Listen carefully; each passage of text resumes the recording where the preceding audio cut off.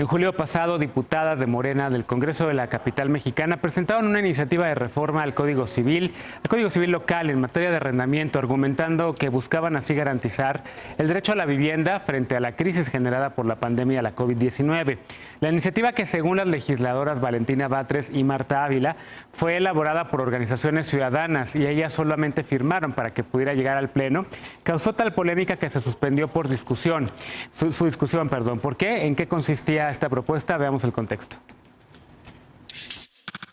Para atender la actual emergencia sanitaria, las diputadas morenistas Valentina Batres y Marta Ávila propusieron modificar el Código Civil para la Ciudad de México en materia de arrendamiento. En la exposición de motivos, la reforma apunta que busca reconocer derechos de las personas inquilinas y prever posibles desplazamientos y desalojos en tiempos de crisis. La iniciativa no fue bien recibida. Con el hashtag Ley contra Propiedad Privada, sus críticos apuntaron que protegería a invasores y deterioraría el mercado de renta de inmuebles. Entre las modificaciones propuestas apunta que en caso de emergencia nacional, desastres naturales, declaratorios de emergencia o cualquier otra situación que paralice las actividades económicas e impida al arrendatario el cumplimiento del contrato, este podría solicitar la renegociación transitoria o definitiva del contrato. También que el plazo mínimo de arrendamiento pase de 1 a 3 años y que los arrendadores no puedan solicitar fianza o algún tipo de propiedad inmueble como garantía, ni tampoco conservar el depósito en caso de que el arrendatario rescinda anticipadamente el contrato. Respecto a desocupaciones ordenadas judicialmente, requiere que se notifiquen con 2 meses de anticipación y que los arrendatarios accedan a mecanismos de solución de controversia para replantear las condiciones del contrato. Legisladores del Partido Acción Nacional consideraron la propuesta como inconstitucional y violatoria de la propiedad privada, pues la reforma plantea que de no existir un contrato escrito, el inquilino no podrá ser desalojado aunque no haya cumplido con el pago de renta. Ante las críticas, las legisladoras señalaron que no se aprobará ninguna iniciativa sin que haya una reflexión previa más profunda. Punto y contrapunto. Primer tema a discutir esta noche de viernes. Hoy nos acompaña desde la remota distancia Santiago Torreblanca. Él es secretario general adjunto del Partido Acción Nacional aquí en la Ciudad de México. ¿Cómo estás, Santiago? Buenas noches. Muy bien, buenas noches a todos. Bienvenido. María Silvia Emanueli, ella es coordinadora de la Oficina para América Latina de la Coalición Internacional para el Hábitat. ¿Cómo estás? Hola, buenas noches. Gracias por la invitación. Al contrario, gracias a ti. Vamos a tener también un enlace con Calicho Escofía, él es titular del Centro de Derechos Humanos de la Facultad Libre de Derecho de Monterrey. Todavía no lo tenemos en la línea, pero estamos a punto de lograrlo. Y también tenemos desde la remota distancia a Lucía Ruiz de Teresa de Alzúa, concejal en la alcaldía Miguel Hidalgo por el PRI. ¿Cómo estás? Hola, buenas noches. Muchas gracias por la invitación. Bienvenida. Pues bueno, este tema lo sugirió de hecho Calicho, nos contactó a través de las redes sociales, esperemos que se pueda conectar pronto, porque se está generando mucho ruido. Santiago, empiezo contigo, porque creo que tú eres de las voces que se ha manifestado en contra y que ha dicho que tiene varios riesgos, y uno de esos riesgos, si bien entiendo, creo que Acción Nacional teme por el tema de la propiedad privada, aunque creo que esta iniciativa, y creo que ha seguido los modelos de otras que han puesto o que han sacado en algunos congresos de otras ciudades. Nueva York me parece que también tiene un modelo así, pero a ti no te gusta. ¿Por qué? Mira, hay que dividir la iniciativa entre lo que es innecesario porque ya está legislado y en lo que francamente va a causar el efecto contrario porque va a desalentar que haya vivienda en arrendamiento y eso va a elevar su precio. Aparte, como no se permiten muchas garantías, la única que queda como posible garantía ante un incumplimiento sería la prenda. Entonces lo que va a acabar pasando es que se va a exigir a las personas que acrediten muy altos ingresos para acceder a un arrendamiento o que dejen un bien valioso en prenda, lo cual va a dejar a la gente de escasos recursos sin la posibilidad de acceder a vivienda. Pero déjame hacerte una anotación, mi querido Genaro. Sí. Es falso de que esta iniciativa se haya presentado con relación a la pandemia. Ese es el discurso. ¿Por qué de entrada? Porque no podría aplicarse para asuntos arrendamientos que se hubieran suscrito antes de la entrada en vigor. Y dos, porque el tema de la renegociación por caso de una emergencia nacional, emergencia sanitaria, guerra, cualquier circunstancia que cambie las circunstancias, ya está contemplada en el Código Civil, en el artículo 1796 bis y ter. A ver, ahí tenemos un primer contrapunto, digamos, a esta iniciativa que Calicho nos sugirió. Ya le damos la bienvenida. ¿Cómo estás, Calicho? Estamos tratando de comunicarnos contigo. ¿Cómo estás? Muy bien, general. Muchísimas gracias por la invitación. Al contrario. Bueno, ya escuchaste, no sé si ya escuchaste los planteamientos de Santiago. ¿Por qué él está en contra de esta iniciativa? ¿Por qué tú estás a favor? ¿Por qué le contestas? ¿Cuál es tu contrapunto a Santiago? Bueno, de entrada yo quiero dejar muy en claro que la historia de esta iniciativa no es la historia de una iniciativa, es la historia de una lucha por el derecho a la vivienda que lleva años en la Ciudad de México y que particularmente a partir de la pandemia, en abril se tradujo en distintas exigencias que hicimos a los 3 poderes del Estado, en los 3 órdenes de gobierno, para atender la pandemia desde una perspectiva del derecho a la vivienda en México. En ese sentido, se hicieron una serie de sugerencias a las diputadas para atender 5 puntos en concreto que el Congreso de la Ciudad de México, en el ámbito de sus competencias, conforme al artículo 1 constitucional, podían abordar para ayudar a atender algunos aspectos de todo este marco en materia de arrendamiento que ha permitido desalojos forzosos en la Ciudad de México a lo largo de los años. Es verdad que esto no solo atiende a la situación de la pandemia, pero esto es así porque la crisis de vivienda en la Ciudad de México es de hace décadas. Es decir, no puede separarse la situación antes de la pandemia de la situación de la pandemia, porque la ola de desalojos y la crisis de vivienda que va a afectar a distintos países, o más bien que ya nos está afectando, en México va a tener un efecto agravado a partir de todas las fallas y problemas en materia de vivienda que hemos tenido a lo largo de décadas. Es por eso que en esta sugerencia, que luego fue adaptada por las diputadas y presentada como iniciativa, se atendían a 5 puntos. Uno de ellos era la falta de contratos escritos de arrendamiento en el país. Cerca del 59% de los arrendamientos en México no cuentan con un contrato. La otra parte era para atender las garantías excesivas que se utilizan a veces en Ciudad de México y en otras entidades para exigir a la persona inquilina. No es verdad que no se iban a pedir garantías, se ponían límites. Lo que pasa es que hay muchos casos en la Ciudad de México en los cuales se pide más de un mes por adelantado, equivalente a más de un mes de depósito y además un título de propiedad en garantía. Este tipo de exceso de garantía no es admisible. Por supuesto que tienen que haber algún tipo de control, a lo mejor de meses anticipados, un mes anticipado, sí, o un mes de depósito, etcétera. Lucía, ¿cómo lo ves tú? Déjame nada más escuchar primero también las compañeras de la mesa, Santiago, y regreso contigo para un contrapunto. Lucía, ¿cómo lo ves? ¿De qué lado lo estás percibiendo tú?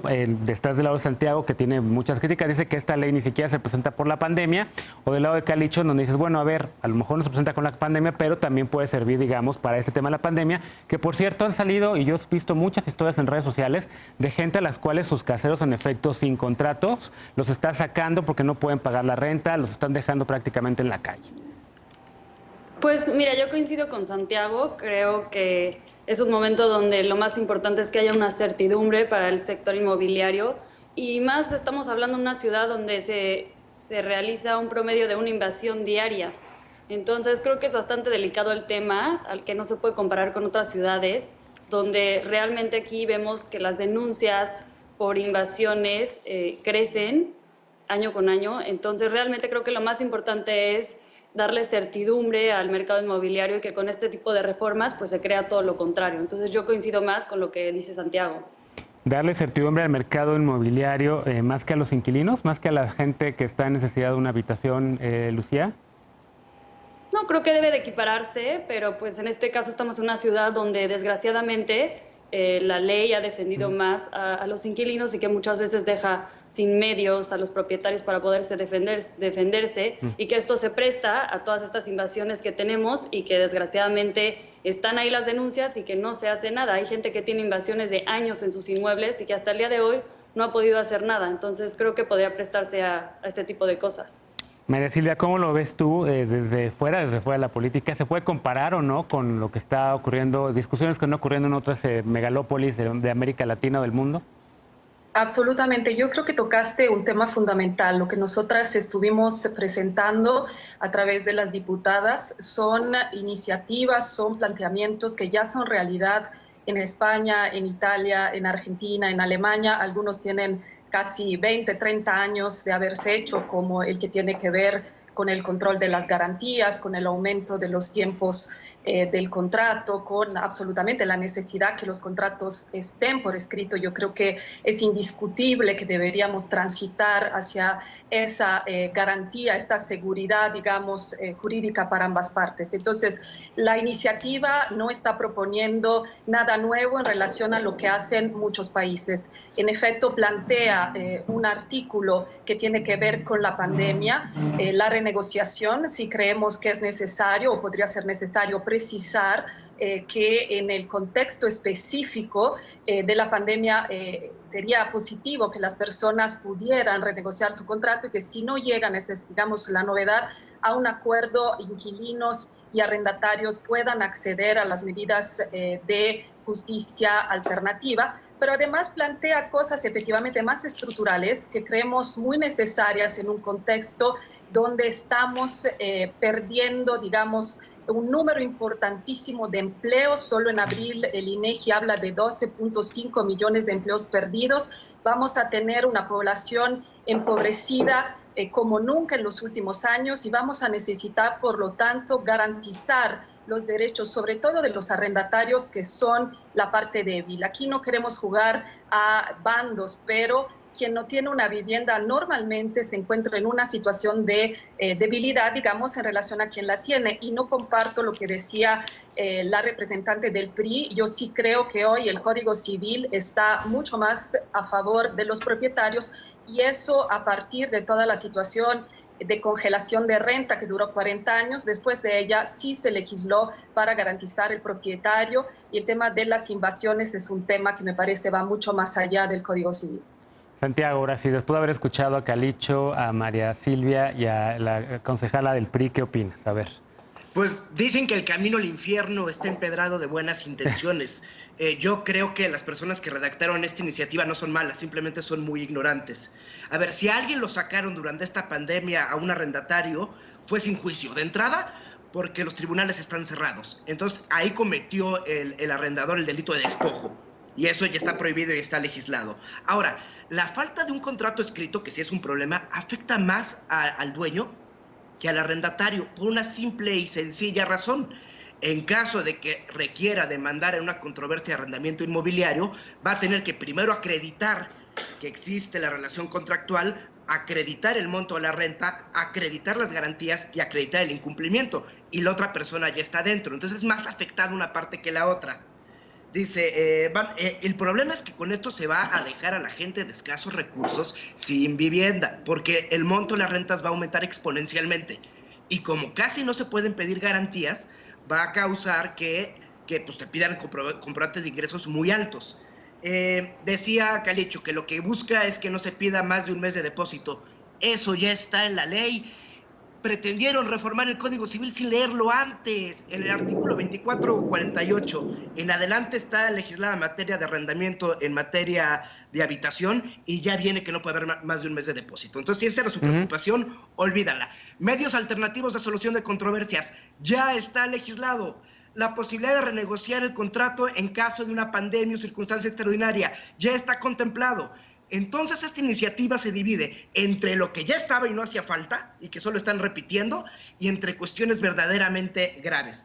Pero miren, para no estar en la retórica, me gustaría decir artículo por artículo en qué consiste esta iniciativa, porque si no se va el tema retórico de la vivienda, del pobre arrendatario indefenso. No nos da tanto tiempo porque en tele el tiempo vuela. Y de hecho ya han hecho una campaña muy dura en contra, creo que han tenido mucha oportunidad de decir su opinión. ¿Cuál es, Santiago? Y María Silvia, ¿qué le contestas cuando dice que personas ignorantes realizaron sin revisar esta iniciativa? Mira, esto ha sido justamente el tono del PAN desde que se presentó la iniciativa. Lo que deseamos es un ejercicio de parlamento abierto, respetuoso, incluyente, donde el tema social de base, de fondo, que existe hoy a causa de la pandemia, pero no solo, porque teníamos ya 3.000 desalojos al año en la ciudad, y además solo los judiciales. Hay un número increíble de desalojos extrajudiciales que se hacen también gracias al hecho que no hay contrato. No es cierto que los propietarios se benefician de tener el contrato. La gente en esta ciudad se saca sin pasar a través de un juicio. Hoy aún así hay un problema social. Hicimos un sondeo.